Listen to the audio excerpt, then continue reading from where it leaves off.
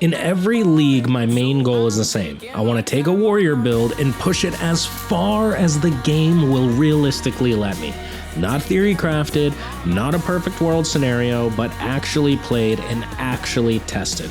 And in Path of Exile 2 patch 0.4, this is the strongest, most complete version of Gigachad Warrior that I've been able to build. Now, this is not a one-shot build.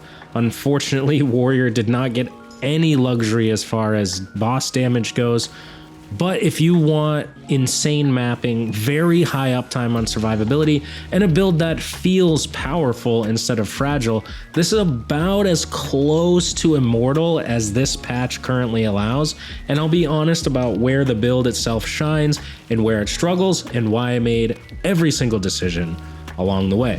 With that being said, let's jump straight into it and take a look at the character sheet. 71% armor, 75% all resistances, 349 strength, 2,452 life. I do want to point out straight out the gate that the difference between 0.3 and 0.4, at least from my experimentation, is pretty massive for the warrior, and in some ways where that's very positive, and then there are also some ways where that's very negative. So let's get the negative out of the way first, and that is going to be what have we done with boss DPS, because originally you guys know that from 0.3 I was doing the Earth Shatter combo where you would Earth Shatter and then you would War Cry, and that would pretty much delete the boss. Well, Armor Explosion has gotten a pretty hefty nerf, so Earth Shatter doesn't really work as well at all. So we've had to find something else to get into as far as skills go, and that's where I've settled on Supercharged Slam. Now, if you go into what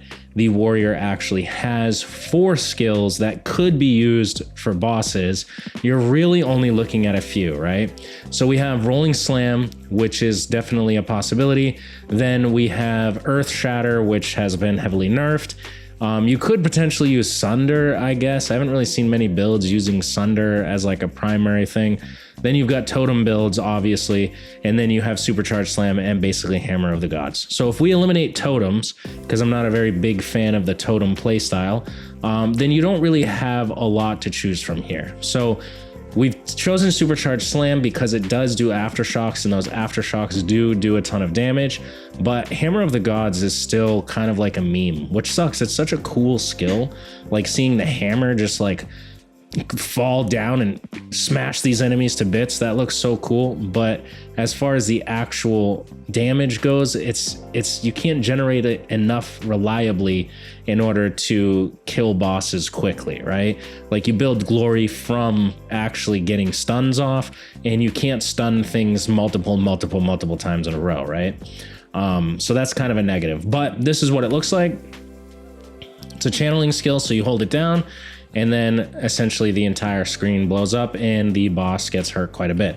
Now, there's a multi-layered approach to this that I found to be the best that synergizes with this build. And listen, guys, if you find anything better than this, please comment down below and tell me, because I have tried literally every single skill gem combination possible. I have gone far and wide and scoured the possibilities for this build, and I haven't found anything better than Supercharged Slam for bosses in 0.4. But I might be wrong, and you guys might find something way cooler. In that case, please let me know.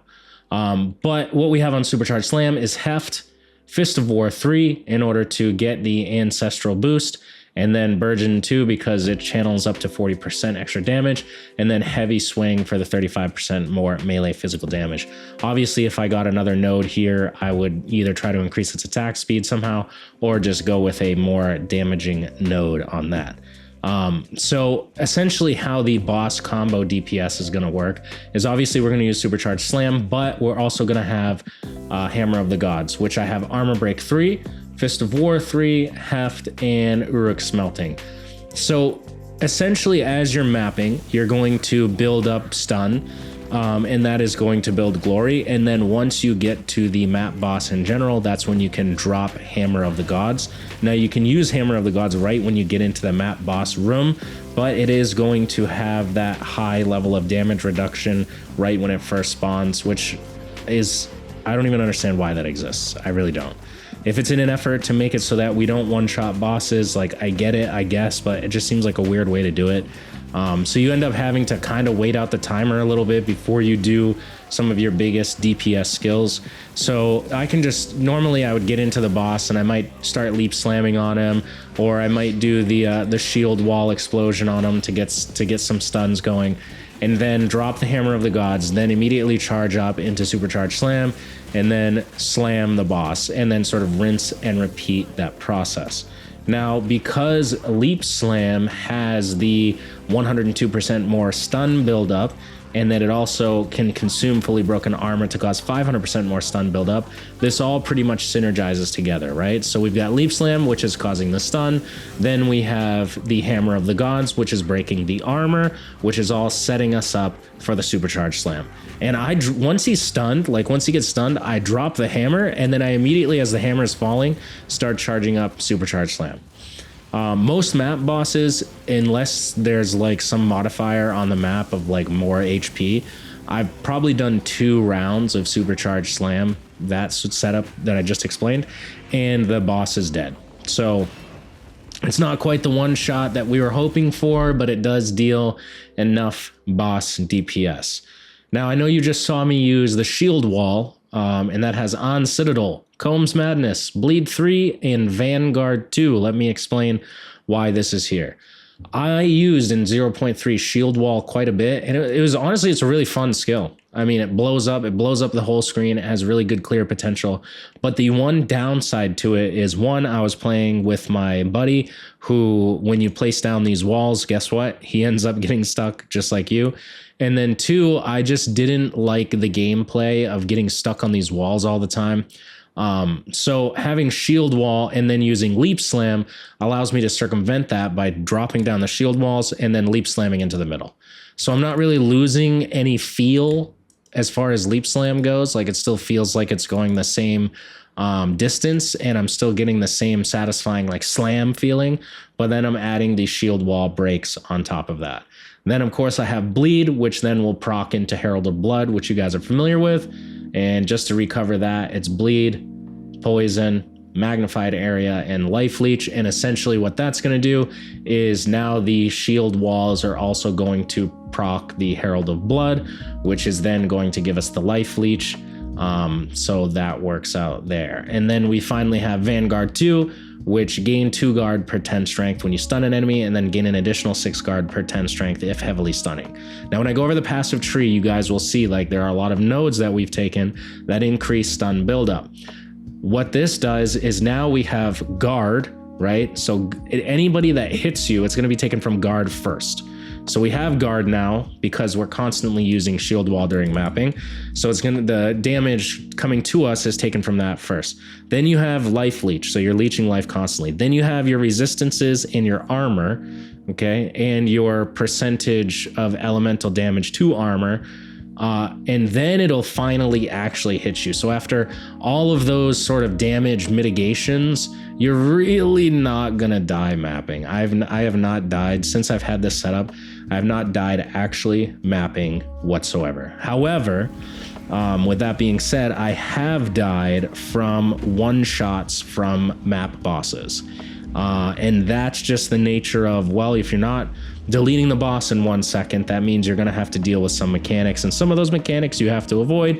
And if you don't avoid those mechanics, you are going to die. Unless you block, sometimes you can get saved by block. So that's why I still have it here on R, so I can block if I need to. Going over some of the other stuff that's been added, you can see Berserk is in here now. And that's because we are using some rage generation to get some extra DPS and stuff like that. I'll cover that in the passive tree, so hold on for that. Leap Slam, I'm just using the same thing as before. Bleed, Yatuli's Bloodletting, which it's so sad that this is nerfed this hard. But 25% increased attack speed with rapid attacks 2, life leech 3, and then Crater. So that covers the skills, all the new stuff that's added. We're still using your traditional magma barrier. And then as far as Wind Dancer goes, I still will have the armor break and poison and stuff like that from the last video. The reason it's empty right now is I was testing something out, which I will get into when we go over the equipment. Now, I did want to talk, before we get fully into the equipment and what my Gigachad setup looks like, I do want to do a little bit of a budget-friendly build guide part. So if you're not interested in that, you can skip ahead, but there's really 2 items that are going to contribute to this build's budget friendliness. 3 items if you really think about it, but I'll explain that in a second. So first is the Hammer of Faith Giant Maul. Now, if you take a look at this maul, it is 552 to 828 physical damage, and it requires 342 strength because we are using Giant's Blood. But that's not what I'm really looking at. What I'm looking at out of this maul is every 10 seconds you gain a random non-damaging shrine buff for 20 seconds, which means that these buffs will overlap. Now, that could be extra health, that could be critical strikes, you only deal critical strikes, that could be speed, and these buffs are running constantly. Okay, so this is actually an extremely good hammer to run prior to getting like whatever your end tier hammer is, right? Because those buffs help out actually quite a bit. And then if we combine that with something like this, which is Air's Veins Burnished Gauntlets, which has Decimating Strike. Decimating Strike removes between 5 and 30% of life before the damage of the hit is applied. So on bosses, imagine you go into the boss room and the first hit you get off on the boss, 30% of his life is gone, okay? That's actually very useful, especially for a build like this where we're kind of struggling with DPS on bosses. So these 2 things early are extremely cheap. This is about a divine, and then this is much less than a divine. It's like an exalted or something like that. And you already have like a very decent setup up and running. And then as we go through the equipment over here, I'll explain a few other budget friendly techniques you can use. But these are your 2 main pieces if you want to recreate this build on an extreme budget and either test it out, or you can just use that to level and get yourself to a point and farm the currency you need to buy this other stuff. So what maul did I switch to from that? Well, I went with this one because it does have a 288 strength requirement, whereas most mauls that have high physical DPS are going to be 163 base, and then you times that by 3, which is quite a lot of strength. It's like 440 something strength. And if you can look right now, I only have 349 strength. So it's kind of hard to stack a ton of strength because, like, unlike Titan, we don't get the bonuses from the small passives or anything like that. So we can't just easily stack into strength. So that's an issue, but choosing this maul, I went with the highest physical DPS possible, lowest strength requirement possible that still had what I needed, which is the +5 level 2 attack skills, and then some increased attack speed. And then I got a lucky corrupt and got the 3rd socket and was able to obviously put in the greater iron runes. Constricting Command Viper Cap. You guys are very familiar with this at this point. We had it in the other video as well, but now I've added the 29% increased surrounded area of effect and the 2 sockets to that. And the 29% increased surrounded area of effect is nice. It's not 100% of a requirement. It would probably be more expensive for sure if you'd look to just buy it on the market. But anything that gives you like 4 fewer enemies to be surrounded and 2 sockets is going to be just as good here. And then the Exceptional Soldier Cuirass with the 3% increased maximum life in each slot. Now, as far as gloves go, I went the same route that I went before with attack speed. Because it's so useful on this build. The only downside is that we're not able to just put 8% increased attack speed in here anymore for whatever reason. So I've gone with Chaos and Intelligence just to round out some resistances and stats that I was missing. But 60% increased effective socketed items is also nice on this. So not too bad for the gloves. I kind of lucked out on that. And then if we go to the belt that I'm using Ingenuity, but just like the last time, you can just do 152 to maximum life belt in order to get that extra life and not worry about Ingenuity if that's a little too expensive. Or you can run a Headhunter if you have a Headhunter. As far as boots go, movement speed, some life, some reses, like that's kind of the MO there. And then same thing with rings, just covering some resistances. Got Flat Fizz and Fire. and then mana as the trash stat, and then fizz, fire, rarity, strength, fire resistance, and leech on this ring. Then if we go to the medallion, we're going to allocate Fortifying Blood. If you don't remember what Fortifying Blood does, 20% increased amount of life leech and 40% increased armor and evasion rating while leeching. This is important because that is going to help keep our armor nice and high and the amount of life we're leeching back always at the peak that it can be. All right, let's jump straight into the passive tree, and then we'll wrap it up with some of my thoughts on patch 0.4. But what I want to discuss first is two main things with Smith of Kitava, right? So last time we took Forged in Flame, which gives us the maximum resistances across the board. I believe we got up to like 83 or 84% in 0.3. Well, this time I haven't taken it. There's situations where you would want to take it, and I'll kind of tell you why I made that choice, and then you guys can make your own choice, or you can swap it if you really want to. But for me, the reason I didn't go maximum resistances is I really wanted this 50% of armor also applies to elemental damage, and then the increased spirit. Now I know I have increased strength and max life right now, but these I've just kind of been playing around with. I'll probably drop the increased strength because I don't need it anymore, because I got that super cheap strength hammer, which I talked about earlier in the video. But if you don't have that, you might want to keep the 20% increased strength, in which case I would probably drop the maximum life if you're comfortable with that, just because unaffected by damaging ailments is so powerful. The physical damage taken as fire is powerful, and then obviously the reduced crit dam bonus. You could actually maybe get rid of that and still be completely fine. I don't know, that's kind of up to you. But the whole point is I really wanted this 50% of armor also applies to elemental damage, because we have it over here as well at 30%. So that in mapping, that actually helps quite a bit. Now, armor does not help with big hits. Armor helps with small and medium-sized hits, so it just smooths out damage as far as mapping goes. And then if we look at what the maximum resistances would do, that in general would actually help with bigger hits. So I think of this as kind of like, okay, if I don't want to get potentially one-shotted by a boss, I can have higher resistances. But if I want to just smooth out mapping damage and make that as brain off as possible, well, then I would grab the flowing metal. So you can kind of choose between the two, or whatever way you think is best, you know, setting up your defenses. So that's pretty much the start of it, of the changes. And then as we get into the rest of the tree, you can see not much has changed from the starting path. I would recommend in the beginning you always grab this skill speed wheel here, because warrior is lacking speed in general. So anything to make that suck less is what you're going to want to do. I have it taken off right now because I needed the points for something else we'll get into later. And then once I get to a higher level, I'll just add those points back in if I think the speed is not where it needs to be. But so as we go through here, grabbing the polished iron just for the stun threshold, because I hate getting stunned. Like, I hate getting light stunned. I hate the stun mechanic on me. So I want to prevent that as much as possible. And then blade catcher, even though we already have some critical damage bonus reduction, I am using this for the strength, and the 200% of armor against critical hits is just a bonus. I'm a little bit strength starved on this build.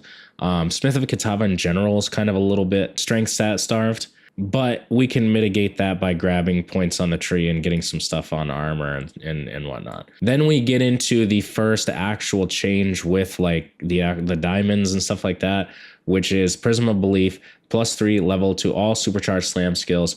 I'm not sure if this is the best to go here. The reason I chose it is because obviously I am struggling with boss DPS, or was, and I needed something to help out with that. So giving +3 to supercharged slam, which is the boss killing skill, seems to have helped quite a bit, but I wouldn't be surprised if there's something else you could use here. So if you figure something out, let me know in the comments down below. But then we move up to our first branch that's changed completely, which is going for the 10% increased melee up to stun buildup and melee damage against mobilized enemies, which if you're stunned, you count as being immobilized. And then, you know, increase armor if you've hit an enemy with a melee attack recently, which we always do. So this is actually a really good wheel, in my opinion. But moving on, we grabbed all the strength here, grabbed all the strength there, made to last, 5% of physical damage prevented, recouped his life. Physical damage really sucks when you get hit by it on warriors, so that's why I grabbed that. And then also there's a big change here, which is on weapon set 2, grabbing everything that has to do with ancestrally boosted attacks. Now the reason for that is that Supercharged Slam and I think Hammer of the Gods I have it on, I have the Fist of War 3. So they are ancestrally boosted, and then that is doubled, right, because of this support gem. And then we add on top of that these increased damage. So it actually ends up dealing quite a bit of damage with this entire wheel, which is super nice. And then the extra points for right now, I've just thrown in to grab the 20% more damage against heavily stunned enemies with maces. You could do some other stuff with it. Anything that increases your damage here. On weapon set 2, we just want that to be a boss killing damage skill. You know what I mean? Like that entire weapon set. So anything that can do that is going to be beneficial. Then up here, we did do the same thing as last time, which is the From Nothing Diamond, granting that anything surrounding blood magic you can take without utilizing a point. And I've grabbed your standard stuff, Projectile Bulwark, Prism Guard, you know, Vengeful Fury. And then up here, we can just squeeze in these nodes. You can actually get all 3 of these nodes, which is nice. Melee damage with hits at close range. We're always at close range with leap slamming and whatnot, so that works out perfectly there. Now, scrolling down to the bottom of the tree, that's where also some big changes have been made. And most of this has stemmed from not only was Surrounded a bit nerfed, but some of the stuff in here was changed. We don't need as much life leech, so we're not going and grabbing these leech nodes. So that's kind of saved us from having to go down here at all. And I think as far as what is needed most with the build right now, it's speed. So I've taken to come down here and grab this entire speed wheel, which makes a good enough difference. And then dealing with some attribute pressure, I'm able to grab these attribute nodes for as long as I need them until I can get gear that compensates for it, or I can, as I gain levels and stuff like that and grab some other stuff that has increased strength or whatever I need, then I can start unallocating these. So it's just kind of nice utility-wise to have this. I'm not sure it'll 100% stay once I am like level 95 or something like that. And then obviously we've opened up this jewel socket and grabbed these surround nodes. Now, my idea for this jewel socket, to be honest, see if I have it right here, which is the controlled metamorphosis. Now, I need one that is a very small ring. This is actually a small ring, I think. Yeah, so I need like a very small ring, but I'm hoping, and I'll have to test this out, once I go to very small ring, I would then be able to grab Adrenaline Rush. I would then be able to save some points here potentially, hopefully, and just grab these without being connected to the tree. And then that would just save me a few points. Now, that's just an idea that I have to, like, you know, grab this node, the 8% increased attack speed if you've killed recently, which gets more speed. But you could put something here that just adds damage overall, which would be totally fine. And then these 2 points right here are not allocated, and they need to be. So you can see that like most of the tree has stayed the same. There are a few fundamental changes to try to figure out where the boss DPS and stuff like that is. Now, this isn't a final tree either by any means. It's still a work in progress, so keep that in mind if you're taking a look at it now. All right, now let's just get into my thoughts pretty quickly on patch 0.4. I actually hate this league. I'm going to be honest with you guys. I think the league mechanic is terrible. There's no amount of fun that I've had with the league mechanic, actually. I think the temple is confusing. I don't know, like, I don't even want to spend the time to figure it out. It's like, place the rooms in, give us like paths or whatever, and then we run the temple, and then let us get to the boss and let us fight the boss or whatever. But that's not what happens at all. Like, you go in, you get limited pieces, and then you place those limited pieces, and then you run the temple, and you do that for a while, and then you fight like not the boss, and then that resets your temple, and then you have to like rebuild the temple again, and it's unreal. Like, I don't understand why this is happening that way. My other biggest thing with the league is there's no end game rework, which we knew about going in, so that's fine. But without that end game rework, it feels like there's really nothing to strive for. There's nothing to really, like, once you go Arbiter, like Uber Arbiter, that sort of thing, it's over. Like, that's it. There's no reason to just keep mapping unless you really want to. So I would like to see some content that pushes, like, some hard content. I want to see some really hard content, and then you have to have a build that can get up to that, and survivability is important. And so I'll be excited when they do the end game rework. I'm definitely by no means quitting Path of Exile 2, but I think this league is starting to come to a close for me, which is surprising. I usually play a lot farther into the league, a lot farther. So that's kind of my thoughts. If you guys feel the same way, let me know in the comments down below. Did you like the temple? Did you hate the temple like I did? Are you having fun? Are you not having fun? Let me know down below. All right, guys, thank you so much for watching the video if you got through it this far. And if you notice my voice has been a little different, it's because it's the holidays, and that means people, and that also means sickness. So hope you guys have a great day. Enjoy the rest of your holidays. Peace.